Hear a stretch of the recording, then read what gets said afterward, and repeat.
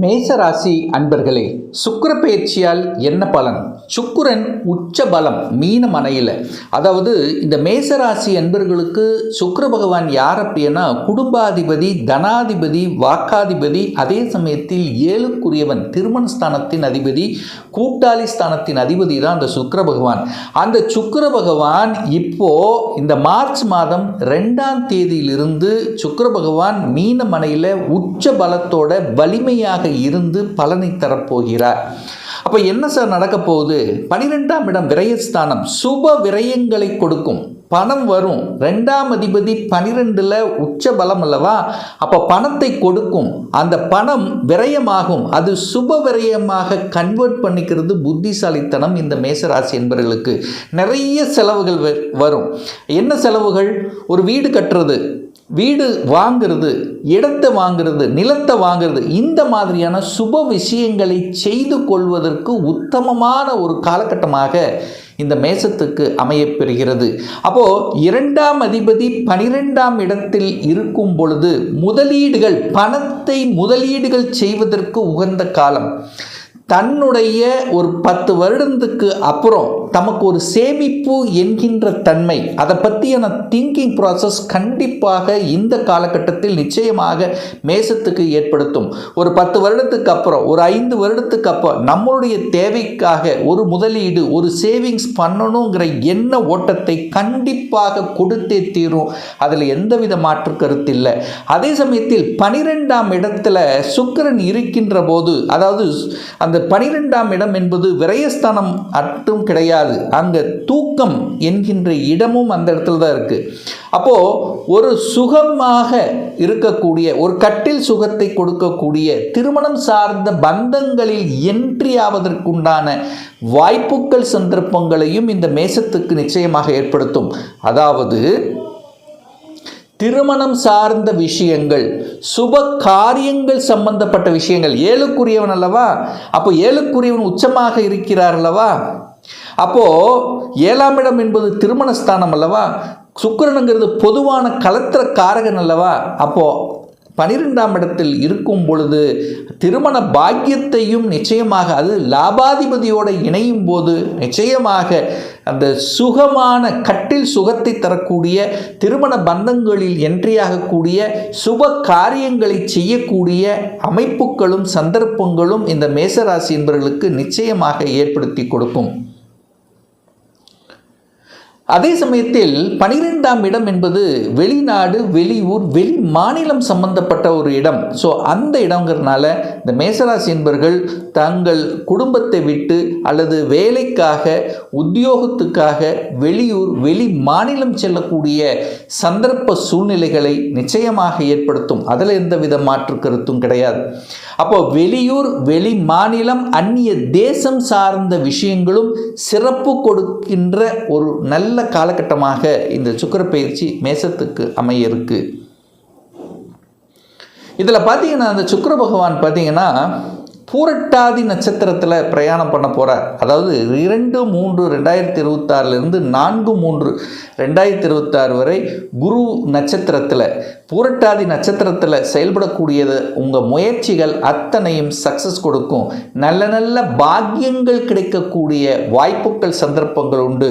ஒரு சிலருக்கு குழந்தை பாக்கியம் பெற்றுத்தரக்கூடிய அம்சங்கள், குழந்தைகளால் மன மகிழ்ச்சி, சந்தோஷத்தை தரக்கூடிய நிகழ்வுகள், சிறுதூர பிரயாணங்கள், தூரதேச பிரயாணங்கள் சென்று வரக்கூடிய யோகங்கள், இது அத்தனையும் கொடுக்கக்கூடிய அற்புதமான ஒரு காலகட்டமாக அமையும். அதே சமயத்தில் ஒரு சிலருக்கு பார்த்தீங்கன்னா, ஒரு சிலருக்கு, எல்லாருக்கும் கிடையாது, ஒரு சிலருக்கு இந்த ஆஸ்பத்திரி செலவு, ஹெல்த்து சார்ந்த விஷயங்கள் கண்டிப்பாக ஏற்படுத்தும். அதில் கொஞ்சம் கவனம் எடுத்துக்கொள்வது சிறப்பு.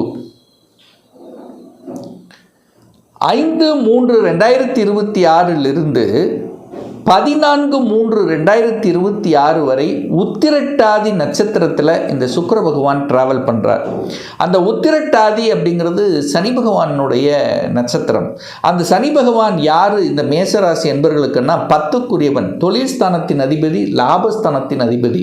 ஸோ இந்த காலகட்டத்தில் தான் தொழிலை பற்றிய சிந்தனைகள், அதை எப்படி லாபம் ஆக்குறது என்கின்ற பற்றியான திட்டங்களை தீட்டுவது, இதெல்லாம் உகந்த காலகட்டமாக அப்போ இருக்க போகிறது. அப்போ சனி பகவானோட சுக்கிரன் இணைகின்ற காலம் லாபத்தை கொடுக்கக்கூடிய ஒரு காலம். சுக்கிரனுங்கிறது தனத்தை கொடுக்கக்கூடியவன், சனிங்கிறது லாபத்தை கொடுக்கக்கூடியவன். சனி சுக்கிரன் இணையும் போது நிச்சயமாக பொருளாதார ஏற்றத்தை தரக்கூடிய அம்சம் சிறப்பு பெறுகிறது. அப்போ லாபங்களை கொடுக்கும்.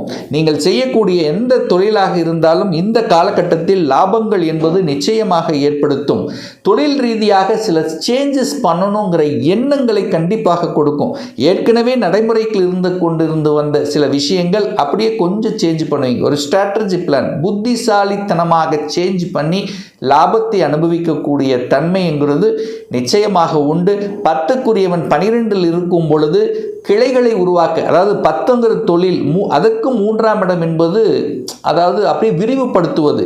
ஒரு சிலர் தொழிலை விரிவுபடுத்தக்கூடிய எண்ணங்கள், சிந்தனைகள் உங்கள் ஆழ் மனதில் நிச்சயமாக விதைக்கும். அப்போ விரிவுபடுத்தலாமன்னா தாராளமாக விரிவுபடுத்தி கொள்ளலாம். அப்போ சுக்கிரனம் அங்கே இருக்கிறதுனால பணத்தை மூலதனமாக போடுவது, இன்வெஸ்ட் பண்ணுறது, இது எல்லாமே தொழில் ரீதியில், வேலை ரீதியில், உத்தியோக ரீதியில் கண்டிப்பாக ஏற்படுத்தும். வேலையில் மட்டும் கொஞ்சம் அலைச்சல், திருச்சல், டென்ஷன், ப்ரெஷருங்கிறது நிச்சயமாக இருக்கும். ஏன்னா 10க்குரியவன் 12இல் உட்கார்ந்துருக்கார் அல்லவா. அப்போது உங்களுக்கு இப்போ 7ரை சனியில் விரைய சனி வேறு போயிட்டுருக்கா. அப்போது கொஞ்சம் டென்ஷன், ப்ரெஷர் இருக்கும். வேலையை மட்டும் விரயமாக்கி விட வேண்டாம். கோபம், ஆக்ரோஷம் என்பதை கொஞ்சம் கண்ட்ரோல் படுத்திக்கணும். ஏன்னா மேசராசி என்பவர்களுக்கு இயல்பாகவே கோபம், ஆக்ரோஷம் என்பது இயல்பாகவே இருக்கும். நல்ல விஷயத்துக்காக இருக்கும். பட் இப்போ கொஞ்சம் அந்த சூரியன், செவ்வாய் இதெல்லாமே கொஞ்சம் சேர்ந்து இருக்கிறதுனால கண்டிப்பாக கோபம், ஆக்ரோஷம் வெளிப்படுத்தும். அதை மட்டும் குறைச்சி கொள்வது சிறப்பு. அடுத்தது பார்த்தீங்கன்னா, இந்த 15/3/2026 26/3/2026 வரை ரேவதி நட்சத்திரத்தில் இந்த சுக்கிர பகவான் பிரயாணம் பண்ணுறார். இந்த ரேவதி அப்படிங்கிறது புதன் பகவானுடைய நட்சத்திரம். புதனுங்கிறது இந்த மேசத்துக்கு யார் அப்படின்னா முயற்சி ஸ்தானத்தின் அதிபதி. அதே சமயத்தில் 6க்குரியவன், கடன், நோய், எதிர்ப்பு, பகையை தரக்கூடியவனும் அதே புதன் தான். அப்போது சுக்கிர பகவான் புதன் நட்சத்திரத்தில் டிராவல் பண்ணும்போது நிறைய பேர்த்துக்கு சுக்கிரன் புதன் காம்பினேஷன் வரும்போது தகவல் தொடர்பு துறை, கம்யூனிகேஷனில் ஒரு வாய்ப்பாக உங்களுக்கு அமையும். இந்த தகவல் தொடர்பு துறையில் வேலைக்காக, அந்த வேலை சார்ந்த விஷயங்கள் அல்லது அதில் ஒரு ப்ரமோஷன் கிடைக்கக்கூடிய விஷயங்கள், இந்த தகவல் தொடர்பு துறை, கம்ப்யூட்டர் சம்பந்தப்பட்ட, அக்கௌண்ட்டு, ஆடிட்டிங் சம்பந்தப்பட்ட, பேங்கிங் செக்டர், ஸோ இந்த மாதிரி இருக்கக்கூடிய மேசத்துக்கு நன்மை பயக்கக்கூடிய அமைப்புங்கிறது நிச்சயமாக உண்டு. புத்தியை, அறிவை வைத்து செய்யக்கூடிய தொழில்கள் மூலமாக தன வருவாய் நிச்சயமாக உண்டு.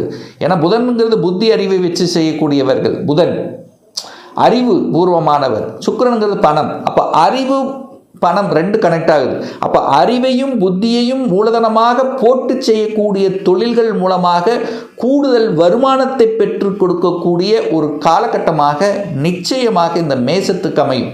சார் என்ன சார் அறிவுபூர்வமான தொழில்? கன்சல்டன்சி, தரகு, கமிஷன் மாதிரி மார்க்கெட்டிங் சம்பந்தப்பட்ட, ஸோ இந்த சார்ந்த துறையில் இருக்கின்றவர்களுக்கு ஒரு நல்ல வளர்ச்சியை கொடுக்கக்கூடிய ஒரு காலகட்டம். அதே 6ஆம் அதிபதிங்கிறது எதிர்ப்பு, பகை.